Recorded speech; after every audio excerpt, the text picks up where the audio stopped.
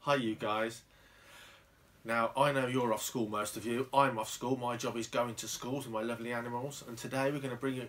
What are you doing up there? Today, me and Nacho, or maybe Nacho's going to leave the room in a second, we're going to bring you a little video about our amazing hissing cockroaches. Stay tuned.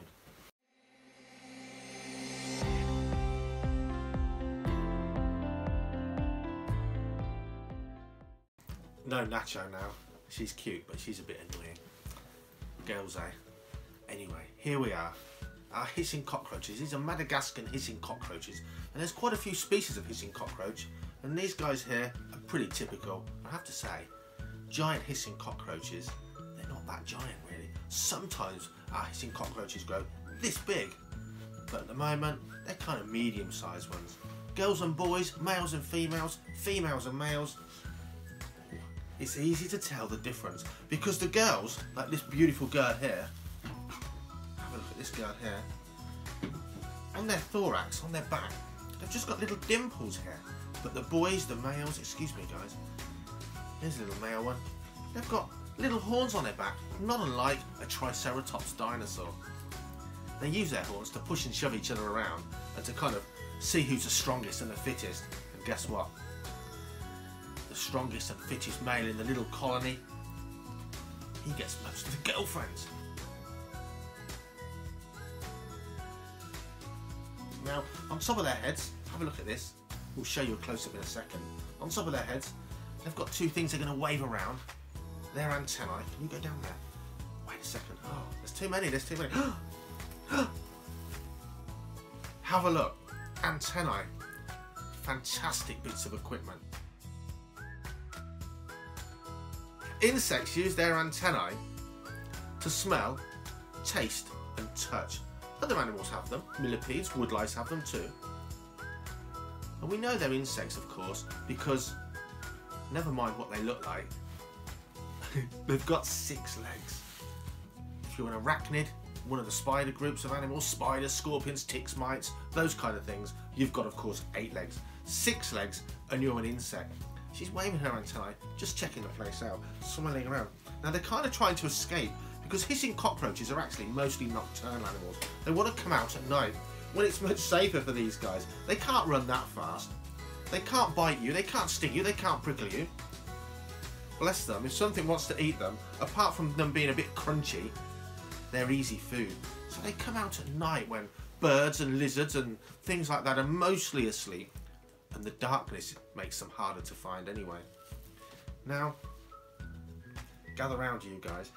Hissing cockroaches like this beauty here, their favourite food is rotten fruit that falls off rainforest trees. But they'll eat rotten wood, they'll eat rotten leaves. They're a scavenger, an animal that just eats dead stuff. And they find their food with those antennae, sniffing it out with their antennae here.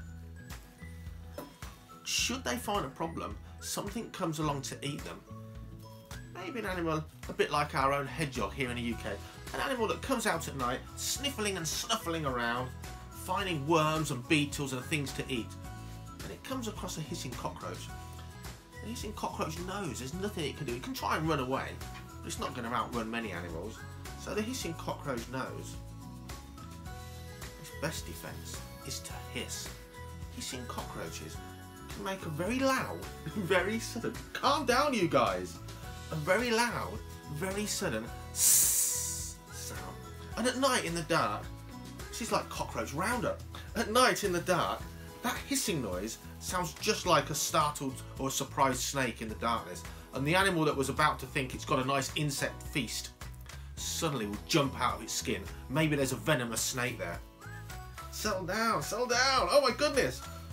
Maybe there's a venomous snake there.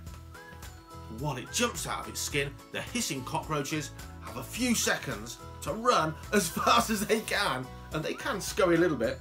I've lost one. They can scurry a little bit and run away and get to safety. They use that hissing as a form of defence.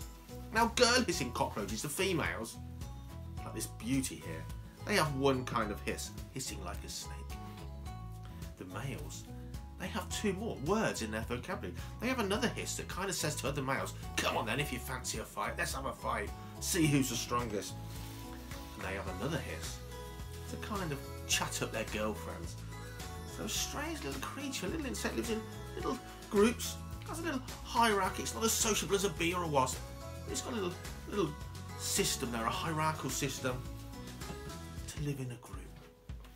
In captivity, they make great pets. See if your mums and dads will let you have one. They make great pets. They don't escape and run riot and breed in your kitchens or in your house and become a pest like some cockroach species. Hissing cockroaches, they can't do that. They won't do that. They need too much specific and of an environment, a good habitat. And to keep them, you just need to put them somewhere really warm. They like a really warm place. We feed them fish food. We feed them dry dog food. We feed them little bits of banana and things like that. And we give them a little tiny water bottle, maybe a milk bottle lid with some water in. Now, you can make their home quite natural with bits of wood and bark on the floor of their habitat, of their home, a fish tank with a tight fitting lid, or even a clear stack and store box with really, really small air holes. Or you can keep them really simply, and we just stack them up with lots of empty toilet rolls. Now they're hard to get right now, but we can stack them up with toilet roll tubes, and they make little houses in there. And we can make like high-rise apartment blocks by piling the toilet rolls up on top of each other. Settle down. They do like it warm. They don't like it too humid. Now they live on the rainforest floor where it can be very humid.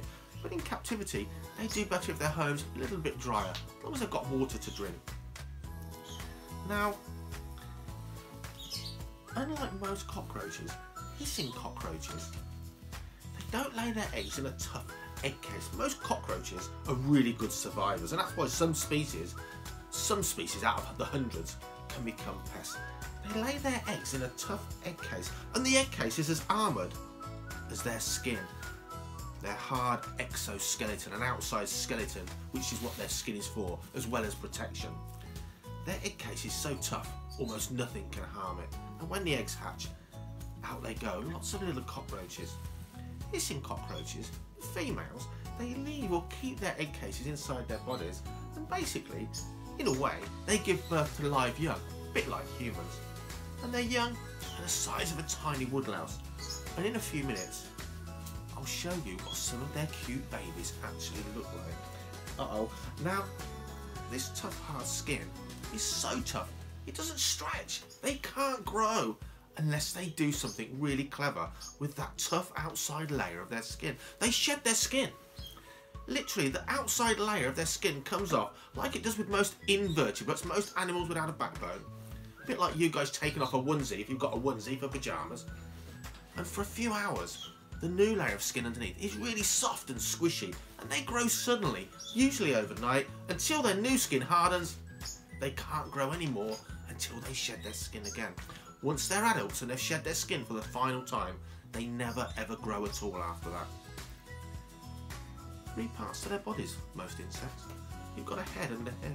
Hold on, darling, let's have a look. You've got under here. Can we turn around and show you to the camera? Under here, we've got the head. You've got a middle bit on an insect. This bit here, their thorax, that's what their legs and wings might be stuck onto, depending on the insect, and a big fat bit at the end, their abdomen.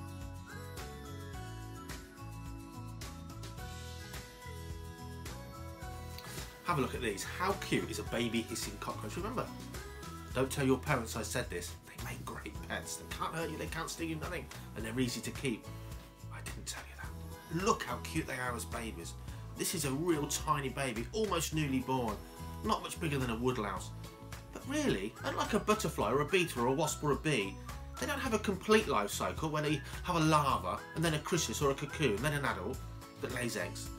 Cockroaches like these guys, they look pretty much the same as their parents. They just have to shed their skin to grow a bit bigger.